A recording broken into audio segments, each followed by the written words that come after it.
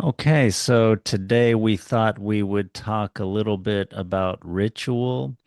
This is something that I don't really have much experience with. I grew up Protestant Christian and kind of background, sort of rational, kind of in a narrow way. But it's something that's always fascinated me. Yeah, I kind of wanted to talk to you about it, Ian. You have some more experience than I do and some more knowledge and things. And so, yeah, we thought we'd talk about ritual today. Yeah, yeah. I think I'll start out by saying most of what I have experienced of about ritual comes from a healing tradition in Africa of the Dagara people that was brought to the West by Malidoma Somé. Probably his best known work is Of Water and the Spirit, which is sort of his autobiography. So if anybody's interested, I would point them in that direction. Sadly, he passed away. I think it was December 2021. Mhm. So I and no one else can any longer study with him in person. But he did leave some students behind, which I don't even think I qualify. As a full student of his, we sort of had some tangential relations, rather than, full on teacher student mode. But who knows? These things are kind of varied. But I just wanted to bring his name into the room because I owe him a debt. He's the one that introduced me to any kind of facet of ritual of indigenous beliefs and thought structures and the relationship with the world as something living as opposed to an object to be, resourced from, a Yeah. relationship to be cultivated instead. Um, and yeah, I got a lot of that from him. So I just wanted to honor him up front because what he taught me has illuminated a lot of other traditions that maybe we'll end up speaking about. But it all comes through him and what he sort of brought to the West. So Yeah, I really like that you're honoring him in that way. And that does sound very, I don't know, sounds like it's more like things to me that are more true or more real. Uh, can sort of apply to different fields. Like you were saying, it sort of opened you up to like other traditions and things. That sounds very useful and like it has a good grounding in truth. yeah, and like like you were saying, well, maybe not exactly like you were saying, but you were saying you were raised sort of Protestant Christian. I was raised Catholic, and we went to mass on Sunday. When I was a kid, we went very often. As the family got older, it sort of became more of a holiday thing. But the mass never felt living to me. It always felt performative. Ah, And so I went to college. I moved out. I stopped attending church as much. And about a decade after college, I met Malidoma and I was working with him. And then I don't know, a year or two after sort of my peak involvement with him, I ended up going back to church for just to see. Just I was like, it's been a long time. Like I feel a calling to return to, the mother church, the Catholic Church. And I went to a mass and I had a very different experience of what was happening there and the sort of space that was available of you're performing communion, you're communing with the divine, and some of the symbology and the elements of the mass ritual spoke to me in a way that I had never experienced before. So that's I guess one example of like I wouldn't have expected that on paper because yeah. we think of like, oh well, the Christianity and the indigenous, you know uh sort of animistic shamanistic worldview, they're very separate. They're opposites, they're different. They sort of look down on each other. There's sort of a war there, and in our heads. But in my experience, it was one was returned to life by the other. And I'm, not that I go to church that often still. I could probably do better at that. Um, but I don't know, something opened for me there. So I just wanted to kind of touch on that too. No, no, that's great. Yeah, I remember you telling me about that, and I'm so glad you brought that up. To me, that's such a I'd like to go into that more. It's funny you say that so even as a young kid, like mass was sort of performative. It was just sort of actions. It didn't feel like there was real symbolism kind of coming through. I think because I don't want to be too disrespectful of what the priest may have been attempting when I, of my diocese when I was a child, Mm, or what the other people in the church were feeling internally, because I don't know what that was, but I mm, know for me, church when I was a kid, church was a place to go and be quiet and be kind of bored and read books about Joseph and the coat of many colors and Jesus and the sheep and Noah and the flood and like all the little Bible stories. So I'm doing the proper things. They had a room in the back that if you were crying, you would take the kids to cry so they wouldn't disturb the space. And yeah. um, the elements of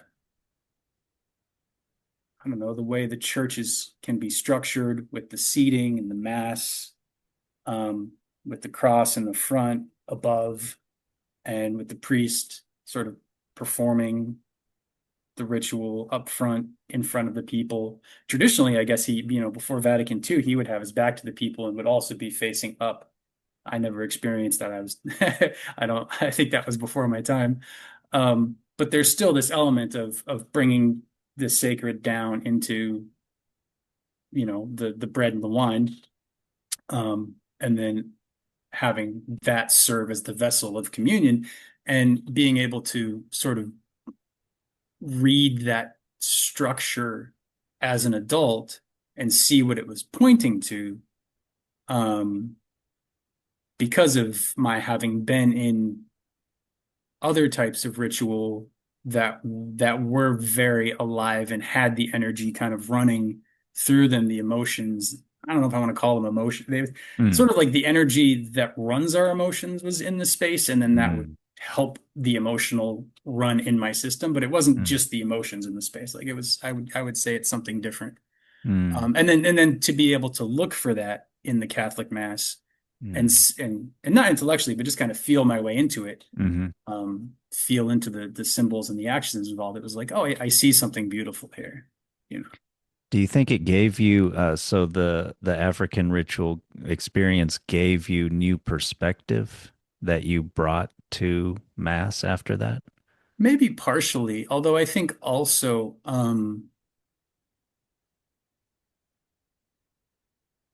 trying to think of a good metaphor for this because I don't know how to describe it. I guess it's like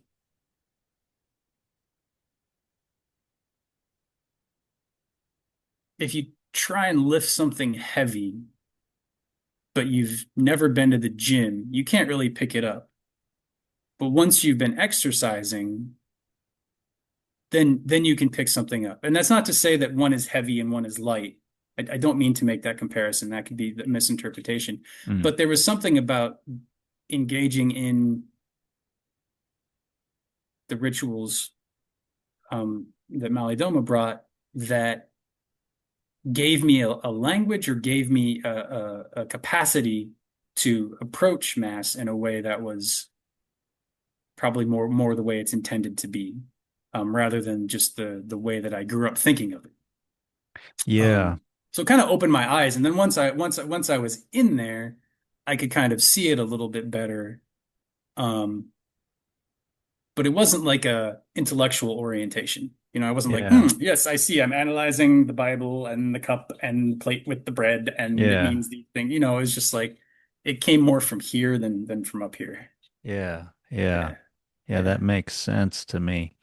yeah. Do you think there's a different way that people that you could have been brought up in the church so that you would have developed that different way of sort of seeing or thinking or not That's thinking, but Yeah, that's a complex question. I mean, it's a uh, straightforward question, but mm, it's like,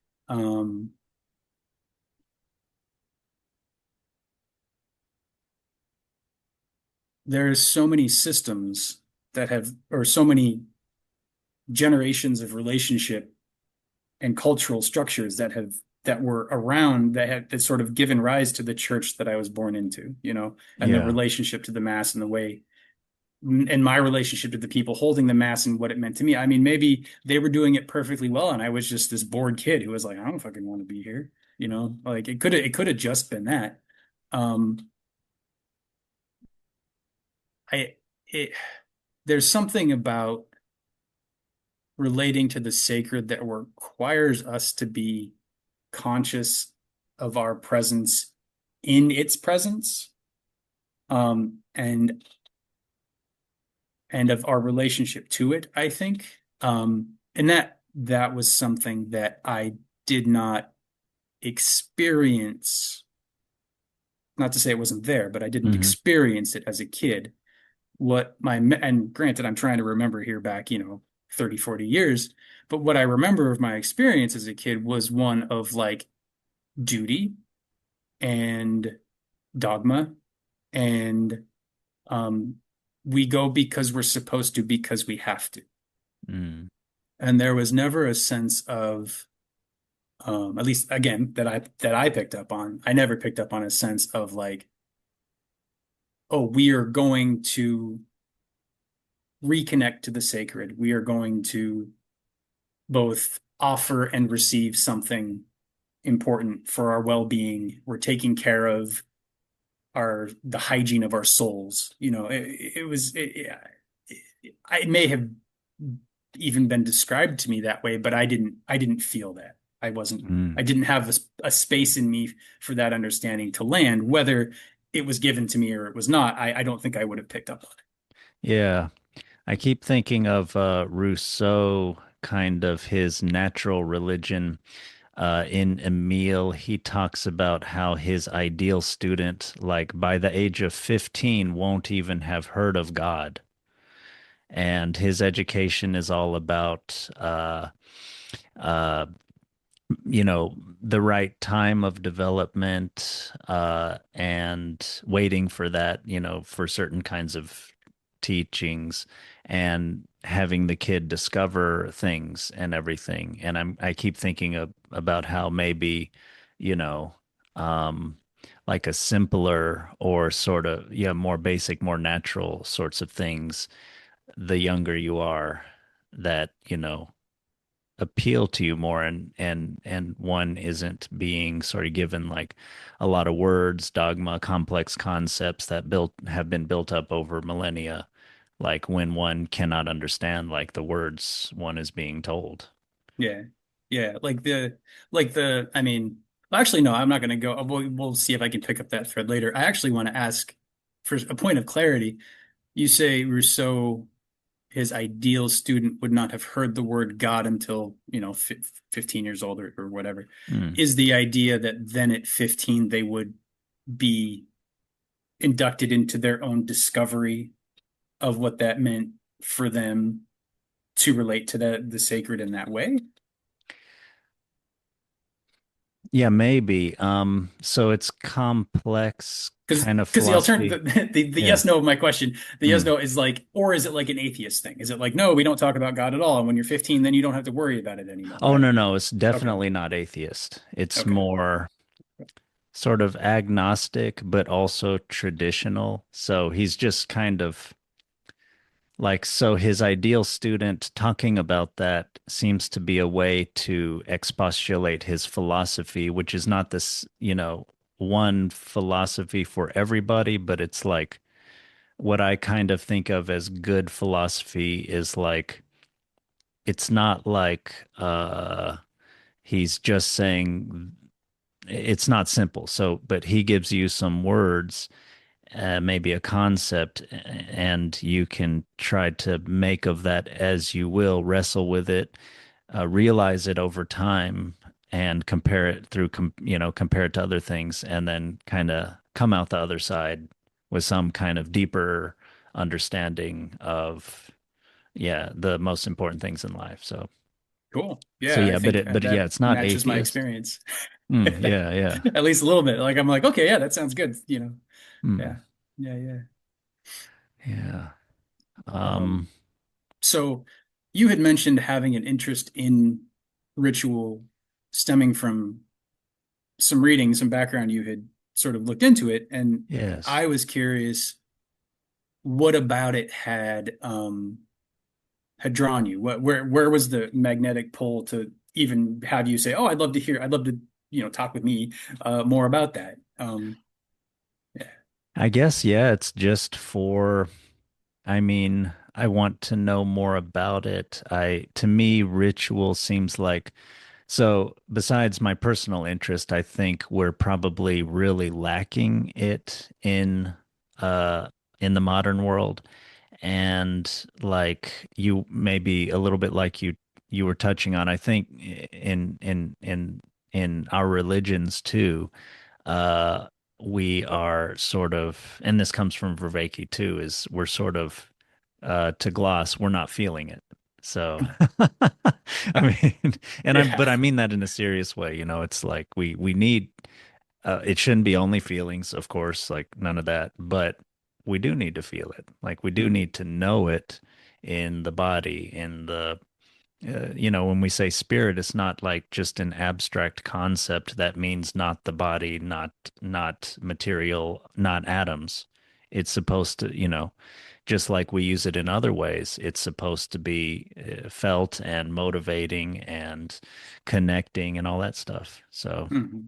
Mhm. so I think Yeah. yeah. So I Go ahead. think, oh, sorry, but yeah, so yeah, I feel like we kind of need that. And like I was talking to you yesterday, like I think there's a lot of ripe ground for bringing it back, even in like just little ways. Like I was telling you about that Native American documentary where they just like took some like cigarettes from the convenience store and like put it next to like someone's grave or some kind of memorial or something, and just little things like that. Just the and then of course the Vervaeke sort of idea of so much of meaning and happiness and wisdom is about non-propositional knowing. It's about living in a way where it's not about beliefs about what we think is certainly true, but more, yeah, like gaining perspective and ultimately transcending ourselves and gaining wisdom and happiness and being a better person for others. And all that kind of relates to my personal interest of gaining wisdom, transcendent equanimity. I have had some religious kind of mystical experiences, and I think probably from those experiences, I have this idea that ritual is something like a movement, yeah, towards self transcendence and flow and lots of good things in life. If life is, we're always talking about All the life good is a things. Yeah. journey. And I, Yeah. I feel like the ritual is kind of like moving us forward. I mean, isn't it like that? Like, isn't it? That's Isn't that kind of what it's about? it's interesting you say that. Let me see if I can digest because that was a very rich speaking. So give me a second to see if I can It was a digest it. lot. Sorry. No, it was good. It was good. Rich is a good thing. It's flavorful. It's saturated. It's great.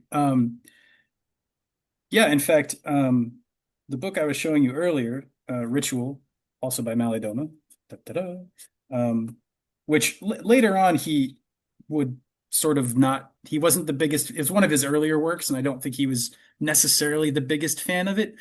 He was a mysterious man, so I only know my interaction with him. So somebody else might say, "No, he loved that book," and I'd be like, "Totally fine. I don't know what I'm talking about." Yeah.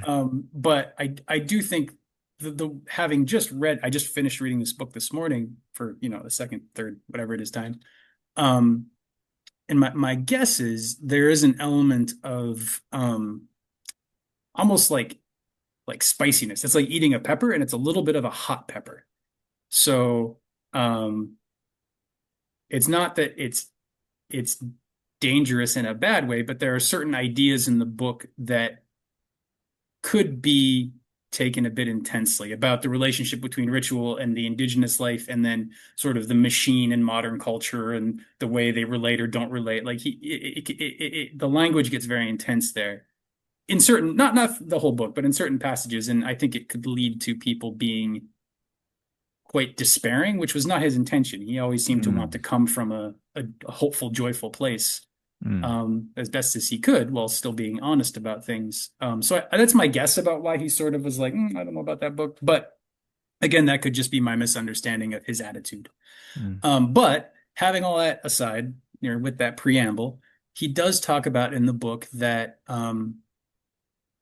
having a regular relationship with ritual does incline one towards a healthy placement in the growth that is the universe. Like if you're a plant, you're planted well. You're taken care of on a spiritual level through regular ritual maintenance. Um, which sounds nice, but then you read some of the other stuff in the book about like what happens if you do the wrong ritual, or if you something bad happens and you could die. Like it's very there's a lot of intense stories in there that I think might um scare people away from ritual as well. And I think there's a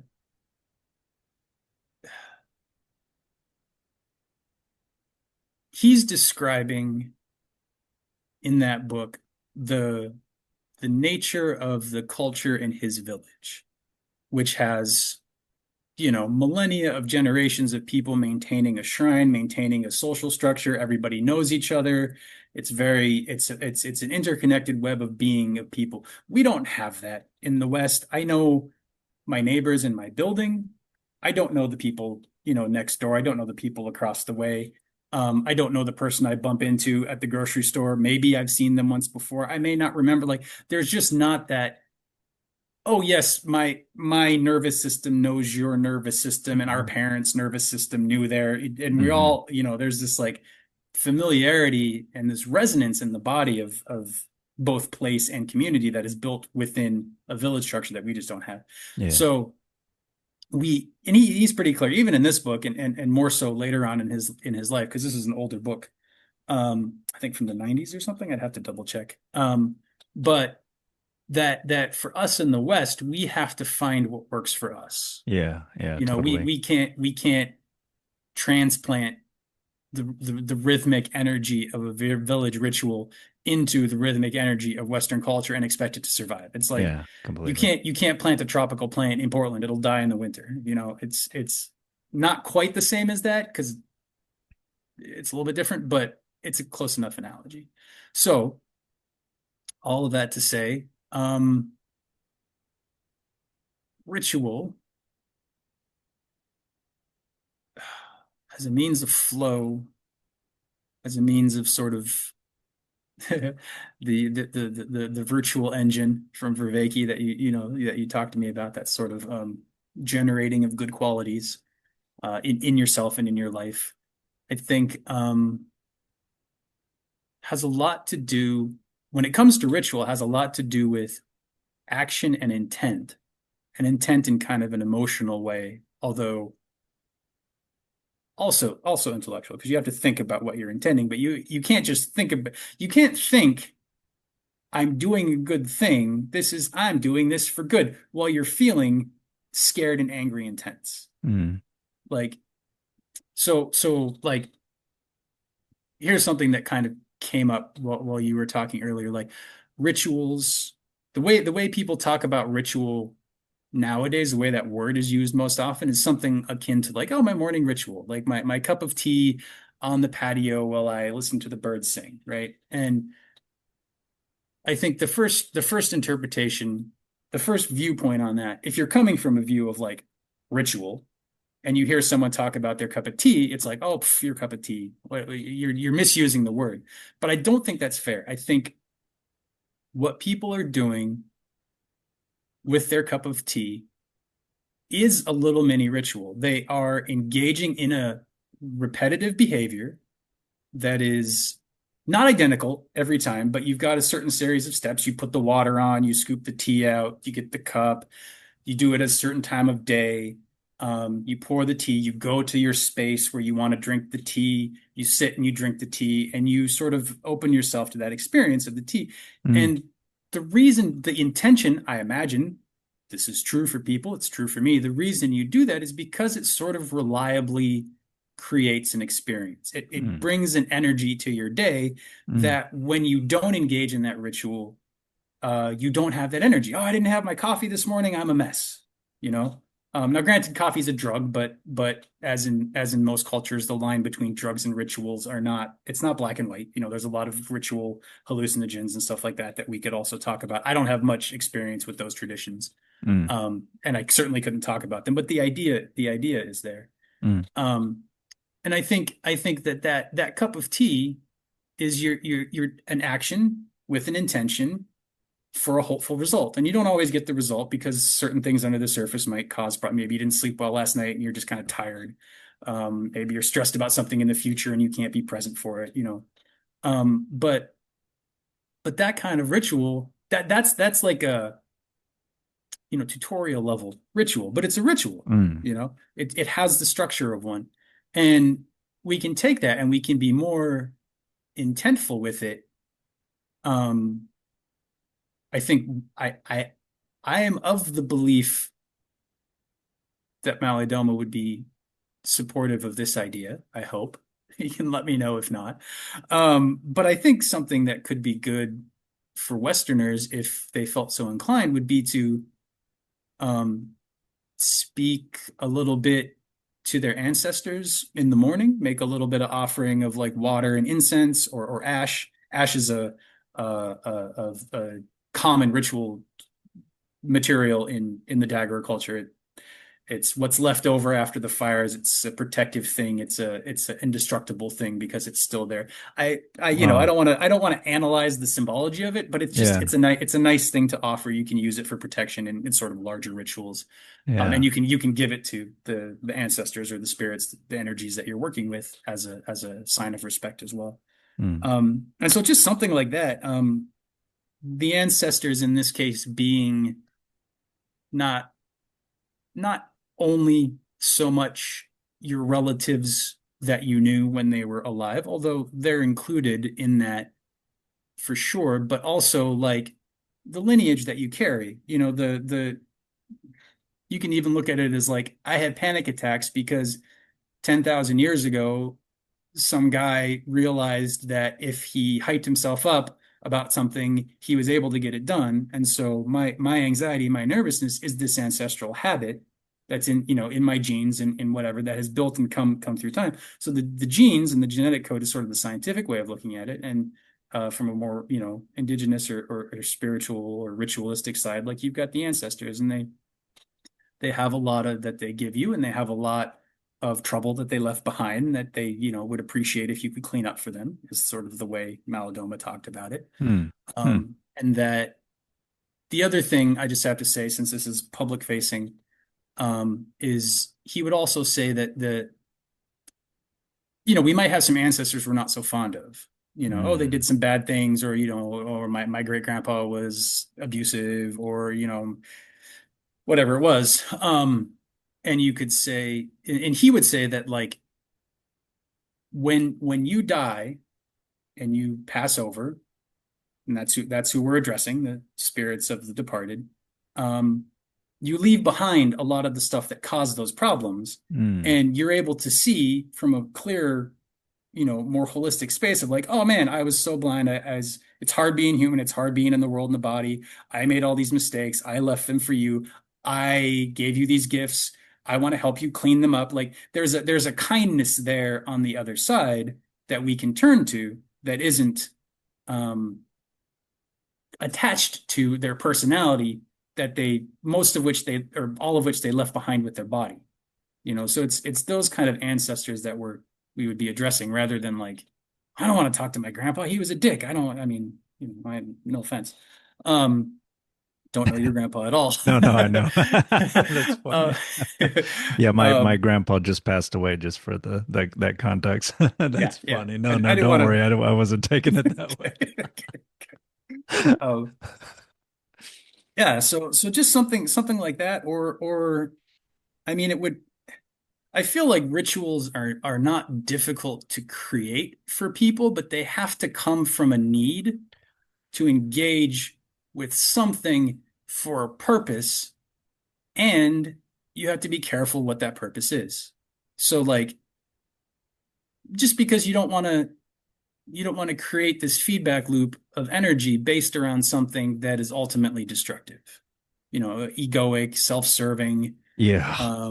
which is not to say that there aren't rituals that create abundance. There aren't rituals that help you feel powerful. There aren't rituals that help you stand up and say what you want to say or whatever. But I think from a psychoanalytic viewpoint, if you engage, like say for example, the sort of most crass thing I can think of is like, oh well, I'm going to do a ritual so that I'm famous and everybody loves me. I'm going to engage in this so I get fame and power and glory. And on the surface, there's nothing inherently wrong with that if that's something you genuinely need, I think. But the problem is most often people come to that desire for fame and glory because they have a lack in themselves, some shame or some hurt or some wound that they think fame is going to resolve for them. And as we know with the lives of many famous people, it doesn't. Fame is a hassle. It's hard work. You can fall down very easily. You have to stay on top. You're sort of at the mercy of your audience to a certain degree, and all of that has to be taken into account. And then if you want to ask for that kind of fame, why? Oh, I have something I really want to bring to the world. Okay, well, are you ready for that responsibility? Can you handle that? Then that would be sort of the proper way to invoke that sort of ritual with an understanding of responsibility and of offering something instead of trying to take something. I think we were talking yesterday about being needs versus having needs, and I think it's another case of like, are you trying to fulfill a being need that leads to the unfoldment of your soul and the betterment of the world and your society and everything around you? Then maybe you're doing okay. At least, take small steps and see what resolves over time. But if it's clear to you that you're doing it from a place of like, I need this. I don't have enough. I need something. I don't think that ends well. And so that's I think one of the dangers, especially in the Western world, of approaching ritual in that way is it can have bad results, in that sense. And you can sort of lead yourself down some rabbit holes that on the other end of you probably won't be too happy you went down. Yeah. Yeah, that sounds good. So, yeah, you need wisdom, and usually it's better to have some sort of traditional context to kind of guide and wise people to talk to try to make your rituals to kind of know what you're going for and what sort of path you're going down Yeah, that I you mean might that's be going true. down. That's true. Like a job, you got to have wise people to tell you how you call your clients to try and sell them on your product. You got it's not much different than that, except for the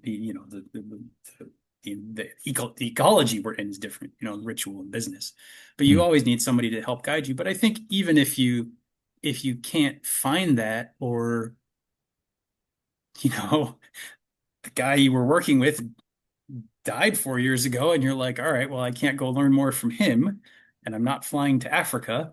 Um, I could find other people, they could help me, but also there's a sense of I think we can develop our own rituals, but we have to do so from a place of humility and a place of starting by acknowledging how little that we know and how uncertain we might be of what our actual intentions are.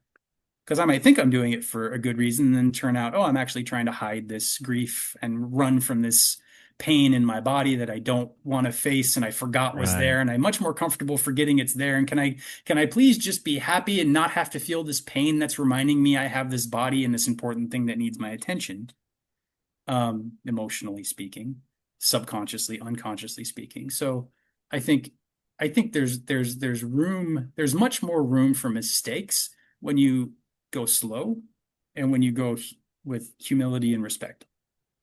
There's If you much if more room for mistakes when you go slow, or Yeah, yeah. Because meaning you're allowed mistakes.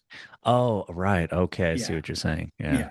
Whereas if you're going very fast and hard and you make a mistake, um then you have all of this force behind that mistake. So when something, it's similar to like, we were talking earlier about a broken bone. If you're trying to set a broken bone, after a time you can start walking on it. If you're in a cast, you can start walking on it. But if you try and, run a 400-meter sprint with a broken bone, you're in big trouble.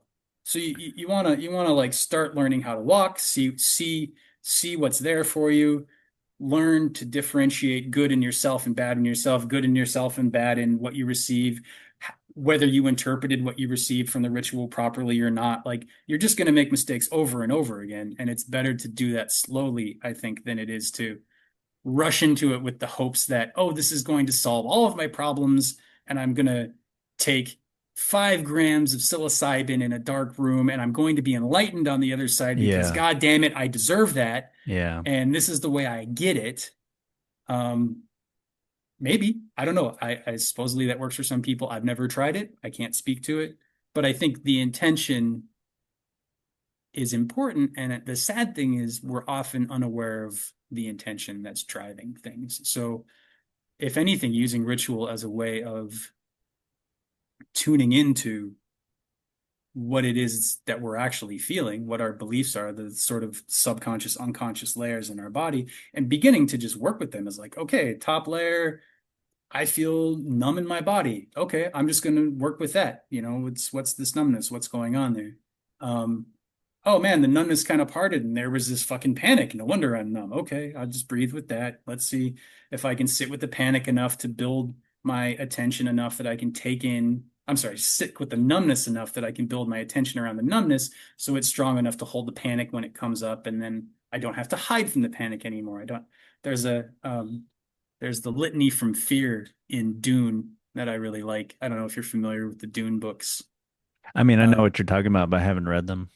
um, Yeah, I'm just gonna have to reference it and people will have to look it up. It's a short little sort of meditative prayer that they teach in the books about fear. I will turn and face my fear and I will let it pass over me and through me.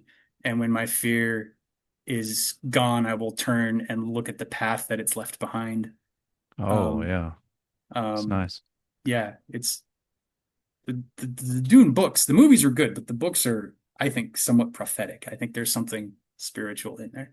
But I'm getting off Mm. topic, so forgive me. No, no, no. Um, when it comes to ritual, I think of it as a way of creating a container to interact with an energy in order to achieve a certain intent. And it doesn't have to be a strict intent, like winning lotto numbers or the energy to power through my day. It could be to ask questions and receive guidance, or it could be any number of things. And oftentimes, I think if you do get any kind of an answer, it's not necessarily intelligible or sensible, and it can take time to really make sense of it. Um, I was looking back through some of my notes from, 2011, 2012, and I saw some stuff in there that at the time I didn't understand. And now I look back and I'm like, oh, this is the same problems I'm dealing with now, but I'm so much more conscious of them, I think, here, in my 40s than I was in my 30s.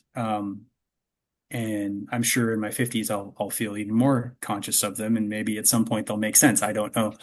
But it's that kind of a thing. Um, it's more about the development of what we are carrying than it is about trying to buy or purchase through ritual interaction something that will be placed into us that will fix a problem that we have. Mm, I don't think it really works very well that way, especially not for us. We're so consumer minded that we we see everything as an interaction or as a product to mm, put money down and then get product and then put product into whole in soul and feel better for a little bit. mm. Um, I don't know. I feel like I've kind of lost the thread, so I'll let you reply. No, Uh, no, that yeah, that was very good. I mean, brings up a lot of questions. I mean, one thing you mentioned about going slow with ritual, it reminded me, I mean, it seems like that will help the mindfulness of it too. And you mentioned specifically kind of mindfulness of like kind of emotions that will be coming up and to be able to gain insight into yourself, like from the awareness of them and not simply running away or something like that. I thought also something you might be saying was that some people, through rushing through or through treating it as a something like a consumer product, they're hoping to do the ritual. And maybe some people in Catholic mass are like this, or with other religions. They're looking to do the thing without really doing the thing, without really being there, and really, what can I say more than being there, but really being there and hoping to get the transformation. You know, that I'll buy the Christmas present for my loved one. I'll give them the Christmas present. I won't really like be present with them, no pun intended, but yeah, Yeah, present with them. it's I good. won't really like put my heart into it, but I'm doing the thing, damn it, and then the relationship should be good, and there should be love there, and that's how things are supposed to go. That's what the instruction manual that I scratched up in my head says to do. You know, why isn't it working? Hmm. Hmm. Yeah, yeah. I think you hit on a very important thing there, that whether we're talking about, ritual interaction with a certain energy, or ancestors, or whatever it is that you want to work with, um, or you're talking about, the gift you buy for your loved one.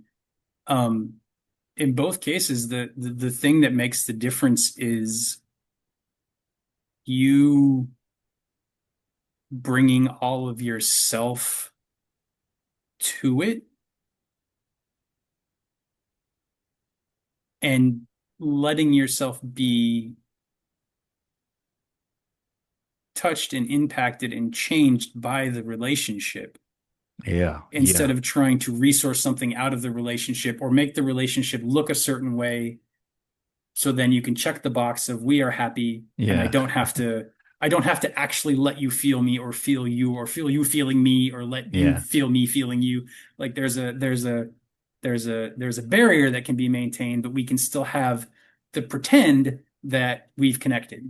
And Yeah, God damn it, why don't exactly. you treat me like we've connected? Well, because I haven't Yeah. actually felt you this whole time, Yeah. you know? That's very good. Yeah, I'm really afraid of, for example, I'm really afraid of what might actually happen and or of opening up or what I might actually say. And so I'm gonna like set up these barriers, this image, uh and uh and like that's I want that to work. I want Mhm. the image instead of the reality, but I, somehow sort of still hope that I get something of the reality, Yeah. And I up think in I me. think I think the reality, if we think of, what we're talking about, the reality, and not necessarily the other person, but just the situation itself, like, reality wants us to have relationships and wants us to be happy, and so it's gonna give us whatever it can kind of sneak under the door. Like we'll get, and then we'll be like, oh, see, it worked, it was fine. But if we don't open ourselves, then if we continue to close ourselves off and do things performatively, then there's no opening for us to get fed by it. We're not giving anything. Yeah. We're trying to Yeah. take, and then because we're not giving anything, we can't receive anything. There's no mutuality there. You're starting from nothing, so you're receiving nothing. And I Yeah. think I think that the I always use, I probably actually mentioned this on this podcast already. I don't know, you'll have to tell me, but the idea of being on a horse, you can fall off, one side of the horse, you can fall off the other side of the horse, which is, I think, ultimately like a Buddhist middle way kind of a thing. But with ritual, like, or with connection, really, you can fall off one side of like, oh, I'm too closed. I just need to close more. I need more protection. I need to feel safer, more walled off, and then eventually I'll be able to connect in a safe way, you know? Yeah. Yeah. Right. But you never do. You just keep building walls and building walls because that's what you know to do. And the Yeah. other side is like, I don't need these walls. I'm just going to connect. And that can be very startling, for the person or the energy and for yourself too, because if you genuinely are afraid of that vulnerability, the the road to healing, to proper relationship is not to alienate the part of yourself that's afraid, you Right. know, Yeah. because then it becomes this monster that's lurking and will jump on you at some point and they'll be afraid, "Oh, I thought I got rid of you." What if you can understand, oh, well, I am afraid and I'm afraid to connect with this person. Most of the time I don't even notice it, but sometimes I notice it and I feel a little numb. I feel like I'm not picking up their signals or there's some sort of there's some sort of a wall or a barricade and saying, okay, well, can I if I were to connect with this person in this moment, um, what would come up for me? Is there Mm. any fear? Is there any part of me that what part of me wants to be walled off? And building a relationship with that part and trying to help that part feel safer so that then the need for being closed down isn't as strong and you can start to begin to open safely. That's what I mean in ritual about going slowly. Mm. It's the same thing whether you're talking to the ancestors or you're talking to I don't know, your wife or whatever it is. Mm. Um, I think you can kind of go slowly but respectfully, but by all means go. Don't not go and tell yourself that you're going. I don't know how I got to that from ritual, man. I'm No, no, no. I think we're totally, I mean, we were taught, I was yeah. wondering if ritual is like about, about going forward in life, and which it seems like the dead version of ritual can maybe trick people into or let people think that ritual is about just this mindless repetition. Mhm. But that's kind of what I'm thinking. It is something that you repeat, but it's about going forward. So Yeah. And it like seems to actually me. another example of how ritual can kind of look like anything. That podcast that I sent you where Vervaeke's talking with that guy about his relationship with his own personal daimon, um, that he developed that relationship through journaling.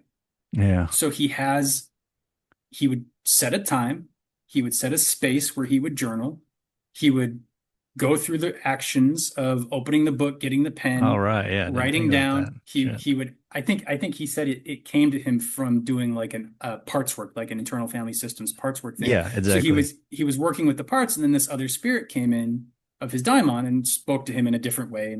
And I don't know, maybe you can link to that in the show notes or something if we Yeah, remember to yeah, do that. yeah, I will. I think the podcast was Third Eye Drops, so people can look that up if they want. But that's a ritual. You're ritually going to a book. You're engaging with the energy of whatever part is present from the ISS perspective. You're creating a dialogue, so a relationship, a back and a forth, a space for it to talk, a space for you to talk, a space for it to talk, a space for you to talk. And once you're in that space of ritual, I would have to hazard a guess, a hypothesis that one, Vervaeke is a very active person on a lot of levels. I know he's very intellectual. I know he also does Tai Chi. I'm sure he's got a bunch of other stuff. I don't know much about the man, but he seems very accomplished. He seems a very driven person. And so he's working with these individual parts of himself in this ritual space. And I imagine he's done enough work. He's gone cautiously and carefully enough along the path to reach the point where his own tutelary spirit is able to manifest itself to him and speak to him in a I don't want to say hallucinated, but in his imagination, in the Carl Jung active imagination, you're actively engaging with something Hmm. in images or in sensations in the body or Hmm. even just in words in a book. It could just be it comes through language. I think that's Hmm. valid too. The spirits will speak to us in many ways. Hmm. Um, and I see that as a ritual. Journaling can be a ritual if done with that intent. Making a small offering of ash and water to in two small bowls with some incense to your ancestors every morning can be a ritual.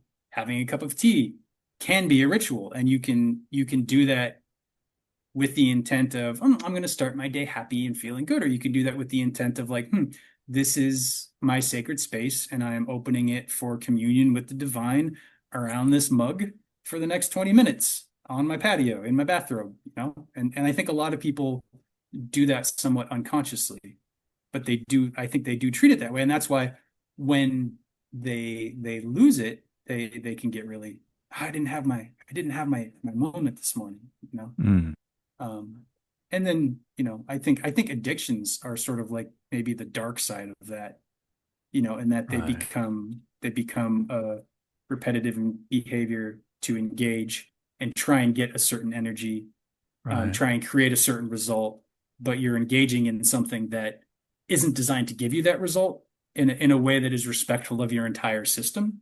Yeah. Yeah. And so it's sort of the diminishing returns of addiction, the increased usage of the drug, is comes from the neural structure of ritual, of approaching a thing, but it's again, it's done with an intent to fill a hole as opposed to express a relationship. And I'm not sure you could Right. approach drugs with the sense of expressing a relationship. I wouldn't go so far as to say like if you smoke crack with the right intention, you won't get addicted to it. I think that's pretty dangerous. Yeah. Um, but on smaller cases, like a cup of tea, I think it can go, okay, I think it can go both ways. I think even invoking the ancestors, I think could go the wrong way, although I don't think you would get good results. I think at this point, especially for somebody in the West, you probably just wouldn't get any results. You'd be like, well, this is stupid. This isn't working. It's like, well, okay, like maybe, maybe it's doing exactly what the best thing is for you, given what you're bringing, or maybe it's just a question of time and patience and refining of your internal intent to the point and your internal belief of what you're capable of and what the world is capable of providing with you. You can sort of refine that over time through actions as well. So I just kind of went all over the place there. No, no, no. I don't think you are. I mean, I think this is all very relevant. Um, I mean, two ways I'm thinking about this, and you touched on this, is that like there's like formal, seems like there's formal ritual, and there's also sort of living as, I don't know if you could say in the ritual spirit or, but living mindfully, slowly, with intent, with wisdom, and yeah, without, yeah, where it seems like there is a way of looking at them as regular life and ritual as separate and different, and also as on a continuum. Hmm. And one thing I've been wondering is that you're touching on like specific objects, sort of, if that's the right word, of ritual of like ancestors, which I think that's particularly appropriate for Westerners. I mean, I remember hearing on a podcast that like most people don't know past three generations their family, and that seems almost disturbing to me. That's like those people produced you and you literally have no idea about them at all. It's kind of weird. It's like we're just floating on the surface and just kind of looking around, and that's what reality is to us. But but yeah, and also you've mentioned like ash, water, even with the morning tea, it's like that's water and there's some herb there and things. Um, and yeah, and also mentioning like with the caffeine, there's a little bit of an altered state of consciousness, and but like sort of a soft way, not as much like hard drugs or like the like psychedelic experience or something like that. Um, but yeah, I don't know if there's anything about that, the dichotomy or the continuation between formal ritual and everyday life that you wanted to talk about, or about the specific objects, if that's the right word, of ritual. Hmm. Well, I think the continuum versus the dichotomy that you brought up is really interesting because and I can touch on the other thing too, but that really kind of caught my mind because it's I can see both being true, right? Like if you go into, I'll just speak of my own experience, you go into an intense fire ritual to transform something in your life, and you have a whole community of people doing it, and you build a huge bonfire, and you set up all the things you're supposed to set up, and there's, at least in the tradition I was in, there's drumming, and there's this energy fills the space, and you go one by one, and you speak to the ancestors, and you make your prayer, and you make your offering, and you do the circuits, and you come back to the center where the people are all gathered, and you're welcomed back. Like, that's a huge ritual. That is not a cup of tea. That is not, I do the sign of the cross when I walk through the door to feel safe when I'm going out in the world, or whatever. But but it's just a bigger version. So they're distinctly different, and a proper ritual can kind of look like anything, but involves a lot of planning, a lot of intent, a lot of creativity, a lot of unknown. It's a whole event. It can take a day or two or three, depending on how big it can get very big. And you've got, like, even mass is like, what is, like, an hour and a half or something. It's obviously, it's been a while. Um, but they're not opposites. Mm, It is a continuum, but it can be, if I mean, on any gradient, if you take one side and you look at the other side, it looks like a polar relationship, and it is, but that's not to say that one isn't the same as the other. If you're this, fundamentally, if you're hot or you're cold, it's still temperature. mm, Hot and cold aren't at war. You're not trying to pick hot or cold. mm. If you're trying to go into ritual, when I say start small, I mean, the one end of the spectrum, the smaller. So my sides are, I'm thinking left to right, but it's got me mirrored here. Oh, Um, um, but starting somewhere small, and kind of finding your right place to it, um, is much more important than trying to create some massive thing, I think. Um, but yeah, that's not to say that there's a distinct difference. No, no more so than, like, a kid selling lemonade on the street to passersby is any less of a business than, Amazon. Like, they're mm, both businesses. mm, You can call them both by that term. mm, There's not a dichotomy there, but there is a dichotomy. And mm. I think that does. So then the other point was around the actual items. Can you Hmm. can you refresh that for me? Yeah. So, like, so I mean, and it seems like this also helps to delineate a distinction between formal ritual and everyday life, maybe, although maybe you can structure your life so that it is more like formal ritual. But yeah, is there value to, like, for the West or for specific individuals or whatnot, for yeah, specific yeah, items or attention in ritual, like with water or fire, ash, or like ancestors and things like that. Yeah. Hmm. That's more complicated, because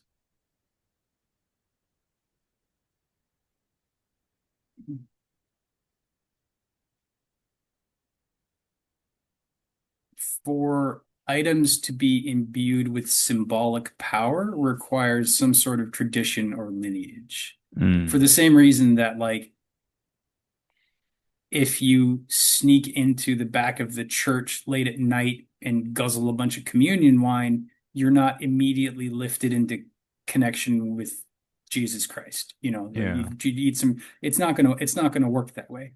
yeah. Um, but that being said, there is also, again, we've got another sort of a gradient going here of, Mm, like, yes, it's not that, but that's not to say that. you cannot imbue things with the meaning of their own yourself. That you can't sort of create an agreement with yourself of like, okay, this means, when I light this stick of incense in this space, if I have cultivated this certain attitude, it means I am grounded and opening to a connection with my ancestors. Mm. Um, you could say every time I go to this special stone I've set aside and I take this other stone and I knock on it in a certain way, that's me with a certain attitude. That's me connecting with my ancestors. Sure. Mm.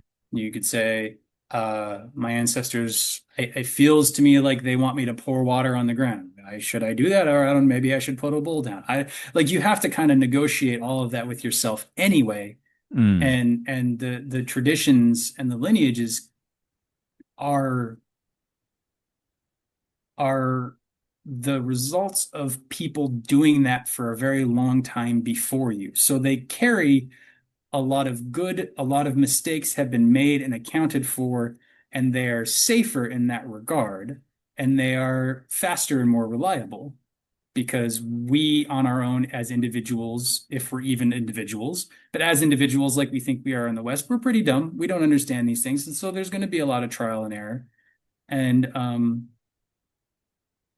you have to sort of find the general, you would have to find some sort of a balance between that of like, ultimately it comes down to what calls you the most. If someone feels called to go back to the church and attend mass on a regular basis, and the structure of that ritual speaks to them, and they leave feeling more connected to something divine and ready to um, be charitable to the poor, and all the fruits of the spirit that they talk about in the Bible that are the result of a healthy relationship with the sacred. These fruits develop in your system, and you're able to go manifest them in the world. Like, great, then do that. And if you need to engage with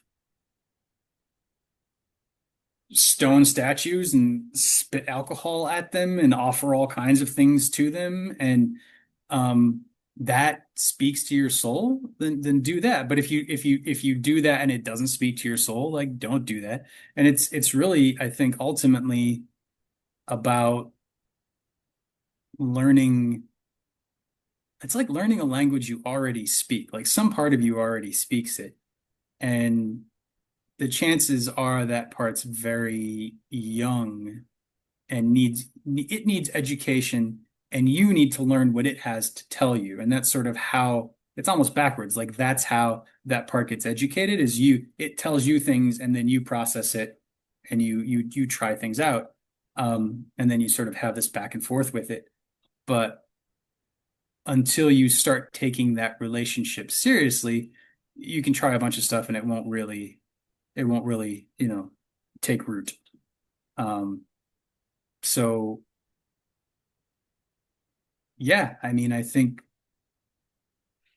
it is a continuum from one sense of you can do whatever you want with whatever objects you want for whatever intent you want, and you can get a result of some sort. If you combine those ingredients in the correct way, you should get some sort of result. If you didn't get a result, play around with the ingredients a little more. Mm. But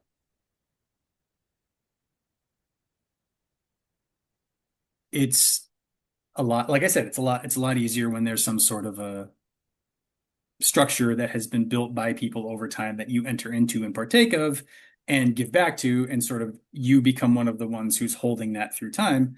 Yeah. You know, there's a power to that you're not going to get, hopefully, although maybe on your own, just doing small little actions. I mean, who's to say? I don't know. In the West, besides Catholic Mass, do you know of any like ritual traditions? I mean, I guess there's little things like Freemasons or like sports teams maybe have certain things. And interestingly, I think superstitions also, like in baseball, are sort of like a version of this. But anyway, yeah, do you know of anything like that? Um, um, I mean, if we're talking about in the West as like in our current culture, I would say there's a fair amount.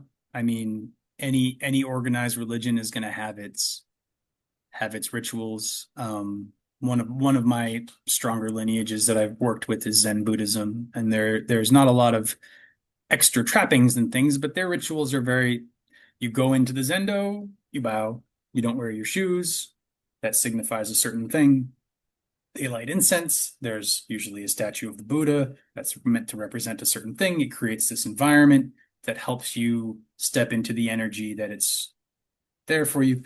Sort of, I mean, Buddhism, everything gets kind of wonky because there's no actual self to anything. If you enter into that ontology, it gets a little wonky. So I'm not trying to get too off in that direction. But as far as, or any other tradition or any of this sort of current, indigenous ways and means of the different tribes, um, the Native American traditions, sweat lodges. I have a friend who is, I don't believe he's Native American, but he's been taken in by the tradition, and he's done, I'll say acquaintance. He's a nice guy. I really like him. We just don't hang out very often. But I believe he's done the Sundance thing where you sort of get pierced and you hang from the tree. So that's a very intense ritual that I suppose you could do on your own, but I doubt would have the same effect. Mm, I'm sure there are people out there still practicing Malidoma's lineage, his teachings. Um, could not exactly tell you how to get in touch with them, but you could probably find them on the internet.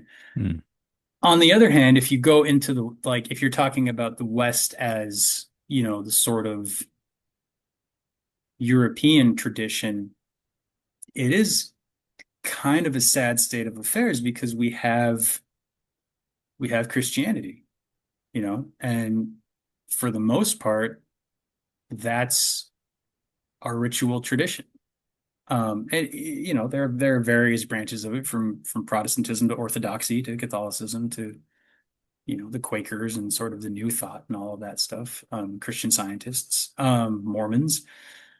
You and then if you want to kind of go a little bit further out and expand the West beyond just Eurocentrism, you've also got the Abrahamic faiths, Judaism, Islam, and the Kabbalah, the Sufis, the different branches of that. Um, but we don't have much of an indigenous tradition in the West, and I think we as a culture we lost that to to Rome, to the empire at first, and to Christianity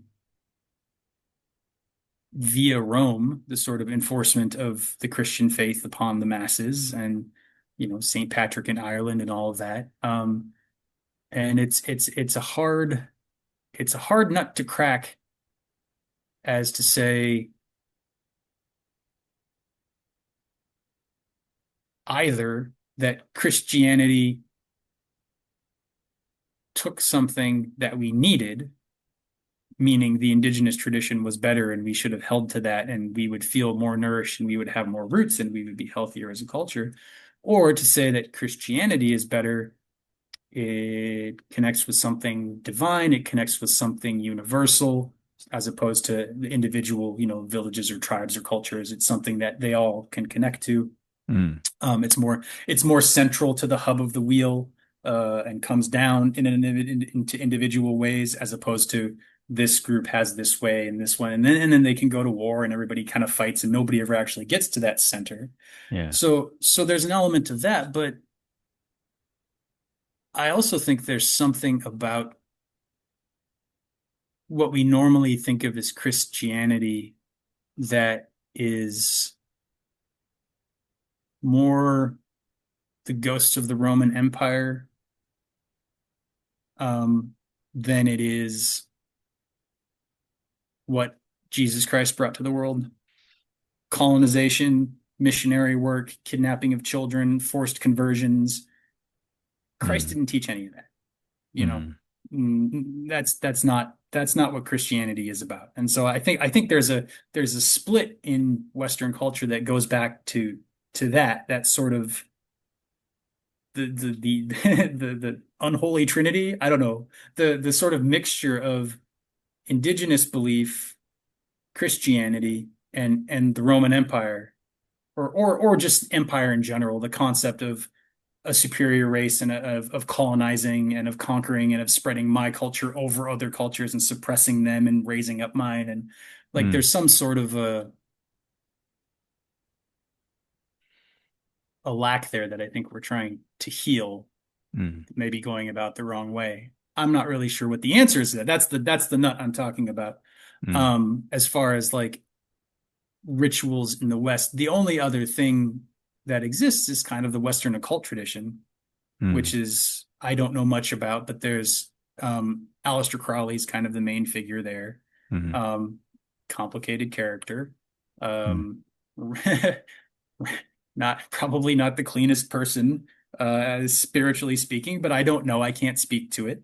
I can't speak to him. I don't know much about him, so I won't say much either way, other than he doesn't have a good reputation. mm, Um, but he was sort of one of the central figures of this occult revival in the early to mid 1900s. mm, Probably going back further of occultism and pentagrams and summoning demons and calling on the voices of angels to inspire you. And there are some ritual elements in Western culture that have sort of lain under the surface and are often called occult, which means hidden.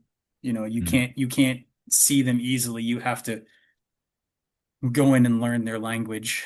Um, mm, and that, has some reputations. I think a lot of that comes from Crowley and sort of the reputation he cultivated as the great beast, as the dark magician. mm, There's some arguments as to where that may have come from, but that's a whole other topic. But mm, all of that is to say, like there is an element of ritual tradition in the West, um, and the Crowley version of it. I mean, Crowley himself pulled from Tarot, from Kabbalah, from old grimoires, from Solomonic magic of supposedly going back to King Solomon, so it's old Jewish magic.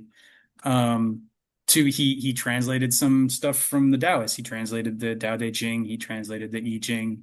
He mm, did some other stuff. So he was already very syncretic, very mm, pulled from a lot of things. mm, So one of the things he pulled from is this sort of Western tradition, but I wouldn't. I have not seen much in that regard that calls me to engage in it. We'll see. I don't ever want to. I always take care when I make these pronouncements of like, yes, that is not for me, because I don't know. I don't know where my path will lead me, but I don't feel an engagement with a lot of that stuff is safe necessarily. mm, And the current my very limited understandings of the current culture around all of that work is not something I'm interested in stepping into either. It seems rather gone down a dark path if I were to, talk about going too quickly and not really understanding mm. um, Wait. Mm, the fruits of your intentions. Yeah. mm, But what do I know? I don't know. People have their own experience. Maybe it's exactly what they need. And I don't want this to be a judgment. So it's just you asked a question about modern, Western ritual, and I'm trying to lay out all the cards in my deck on the table and talk about them as best as I can. So yeah, thank you. Yeah, I think yeah, that was a good comprehensive answer. thanks. Thanks. Yeah. Um, see if I have, yeah, I just like it's something I struggle with myself of how to engage ritual in my own life in a fruitful way.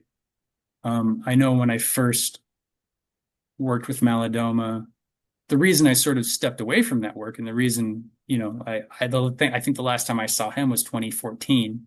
And so I hadn't seen him for, a good 7 years before he passed, was I engaged in a lot of that work. And although when I first introduced it was first, first was introduced to it, I had some very profound effects from the rituals he put us through.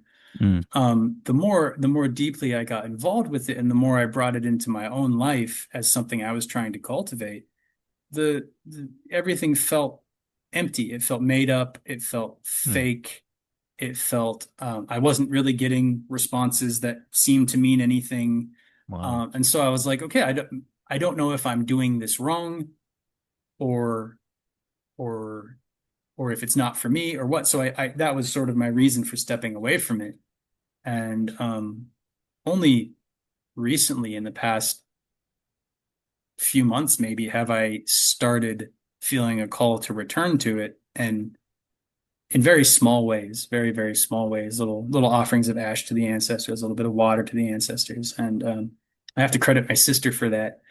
She's studying with a student of Malidoma's and has been engaged in that work more directly than I think I ever was, because she's been working with this person for a while, a few years now, I think, kind of directly. And I'm very happy for her. And she's sort of helped bring that back to life for me, Mm. um, such that I can engage with it in small ways and kind of feel like I'm not on my own, wandering in the forest by myself, trying to make sure I don't get eaten by a bear. Like at least I have some sort of thread connecting me. Do Yeah. you think that's some of the reason? I don't know how much you want to get into your experience, but that you were trying to do it alone. It wasn't in a community or something. That's why it wasn't working, wasn't resonating. It could be actually. That's a very insightful question. I met Malidoma when I was still living in New York. This would have been 2010, and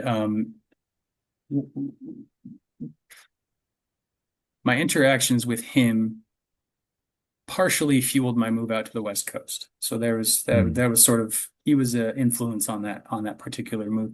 And when I came out here to the Pacific Northwest, I found a group of people who were already beginning to engage in his teachings. One of them, I won't name any of them because I don't know if they're well. You'll see. I won't name them for reasons that will become clear.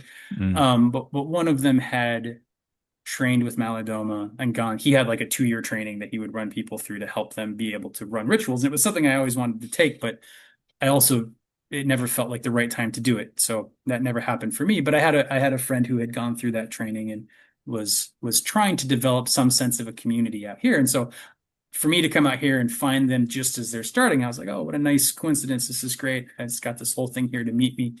And we built a community, very small.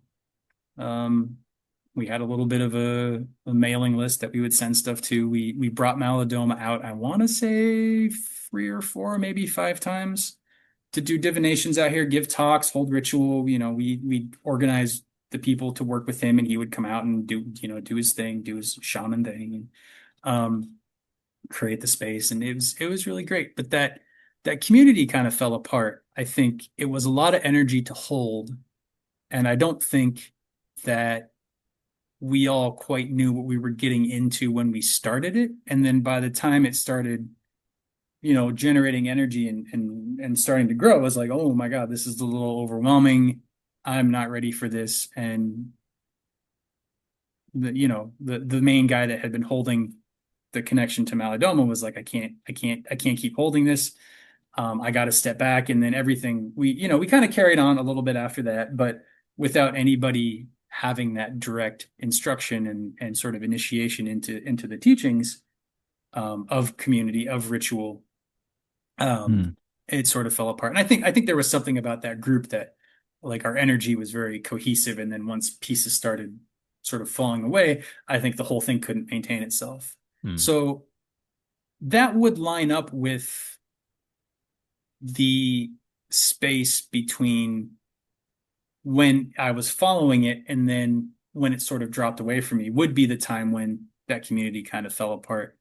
Mm. There is a center in upstate New York, the East Coast Village. It's still active, so people can check out their website. I think it's eastcoastvillage.org. But if you just type in East Coast Village, they'll be able to find it. And they still hold some events up there. That's kind of a central hub for some of the work and the people. involved in that work. But it's in upstate New York. It was hard enough for me to get up there when I lived in Brooklyn. Living out here, it's a plane ride and a car drive. And so as much as I could go out and partake, and I did go out for a few events, it was difficult to call that my community. And Hmm. so especially when I had the community here in the Northwest. So when the community here kind of fell apart, I wasn't going to be flying back and forth to the East Coast regularly enough for that to count. Hmm. And yeah, it did kind of fall apart. So um yeah, thank you. I hadn't really put those two, aligned those two things in that way, but I do think that was something that influenced the falling away of that element of my practice. Yeah. Yeah, that makes sense. I'm glad it's coming back in a small way. And but there's no larger community, but there is still a little bit of like interaction with you and your sister, kind of doing some of those practices. I mean, you just in a much more small way than her, but still, you're not alone. I mean, Yeah. doing it. So Yeah, yeah, yeah. I'd have to actually talk with her about that, but I do think that it might be her connection has renewed mine, and that's really interesting. I hadn't thought about it in that way. But yeah, she's connected to somebody who's very steeped in ritual, and um I have places that I could connect back into, but it would have to feel right, and it doesn't yet. So yeah, yeah, that's yeah, something I think you've said a few times about sort of. And it makes sense because we are talking about sort of connecting with the world and connecting with your deeper self, sort of, if we can say that. And yeah, yeah, it seems like you're talking about intuition or something, and it has to feel right. You have to make effort. It's not going to just happen on its own, but at the same time, you have to kind of go slow and be open to messages or yeah, information that you're getting too from however you want to say it ontologically from the world, from your unconscious or whatever. So, yeah, yeah, that makes yeah, a lot of sense. yeah. Because like again, you don't want to. If there is a calling there, you don't want to shut it down, Yeah. and you don't want to go so fast that you hurt yourself.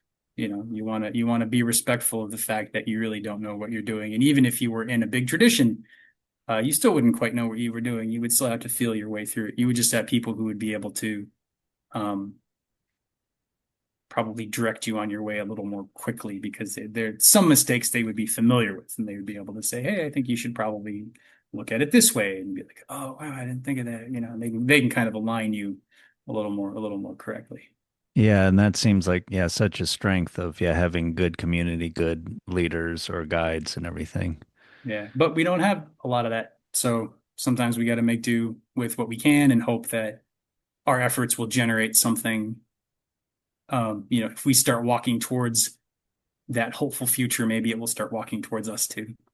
Yeah, Uh, yeah, I like that. And yeah. that's sort of what I'm and Vervaeke talks about how like for X for anything, any variable, that's important in life. You want to have somewhere ostensibly in your society where you can go for that. But where do we go for wisdom? We don't really have, I mean, we have universities for knowledge, but, yeah, where do we go for wisdom? Where people don't generally, necessarily go to the church or to the monastery, or like have a particular teacher or something like that. So I'm hoping yeah, that's kind of what I'm interested in with this podcast and this sort of uh, just whatever this podcast and whatever my life is trying to be, not to sound too sort of, you know, loosey goosey or something, but like, yeah, that's kind of what I'm going for with the Ben Omtad, the open-minded thought and discussion. I do think in yeah, deep discourse or dialogos or whatever, Vervaeke uses that term. Um, we start to sort of produce or to become in connection with something deeper and there's starts to become guidance, hopefully community wisdom and all that stuff to help us to know deeply, to feel through life and to gain some ultimately some equanimity and start to bring more of the good, the true and the beautiful into not your life specifically, but yeah, life. So Mhm. Like as a channel, yeah, as a yeah, yeah. yeah, yeah. I think I mean, I think you're doing what you can. I think we're all doing what we can. You're and just keep trying, look at the results, see how they're going. If they're not going well, make a change. See if we can ask for guidance about what needs to be improved or adjusted. Adjust those, take action. That in and of itself is a ritual. Taking action to change something in our life is a ritual and Mm, is definitely hard for a lot of us in the West, myself included. yeah, Um, yeah, me too. yeah, and take risks, take chances, you know, um, try things with with the respect and humility that like, okay, this might not be the right thing, but I'm going to keep trying, you know. Um, yeah, yeah, but that's sort of been my attitude with my newsletter that I've been putting out. It's just like I'm going to keep trying. I'm going to keep this up for a while and see if it at least becomes a ritual of development for myself. And then it is up to, fill in the blank, God, the universe, whatever, the ancestors, as far as whether I produce anything that is of use for other people. Yeah. Yeah, that sounds like a great description. But before we go, do you want to just kind of plug that and kind of tell people about your Oh, newsletter, The Kind Knife? yeah, sure. Yeah, I got a Substack going up. I think funnily enough, uh week 10 goes out tomorrow. And I say funnily enough because it's got I mentioned Malidoma in it, and I just wrote it a few days ago before we decided what we were going to talk about here. So it's kind of a weird That's coincidence. funny. But yeah, you can just go to www.thekindknife.com. The kind as in caring, knife as in the thing you cut yourself free of bindings with. Not the thing you stab people with, the thing you free yourself with. That's why it's kind. Thekindknife.com, and that'll link you right to the Substack. And it's free. I'm taking donations because I would love to be supported by this work. But it's free for now. If I get enough paid subscribers, maybe the subscription will come with some bonus materials. I'm still kind of working that out. I'm just trying to keep the regular publishing going for now. Hmm. But I do one on Sunday. That's sort of a more serious one, and I do one on Friday. That is an attempt at something humorous, something poetical, something fictional, something a little fun, a little lighter, for people to kind of take into the weekend. Is the intention there? So yeah, check it out, kindknife.com. Everybody's welcome, no charge. So far, the comments are available for everybody. Unless I start getting some bad comments, I'm going to keep those open. And it's my whole intention of it is like I said, to develop my own thought and to get it out in the world, and then ideally for there to be a community, for it to create some level of place where people can feel safe, and connect, and sort of, if there is any interest in the ideas I'm sharing, that that's the place they can connect and discuss them. And if there's not, then that's fine. I will continue to develop them myself, and hopefully God will develop a use for them at some point. And that's out of my hands. So Yeah, yeah. that sounds very good. So on that note, we'll find continue next week, or I mean, in the next few weeks with something else with to kind of develop our guidance, wisdom, knowledge, different kinds of knowledge in the world. Sounds good. Sounds good. I look forward to it.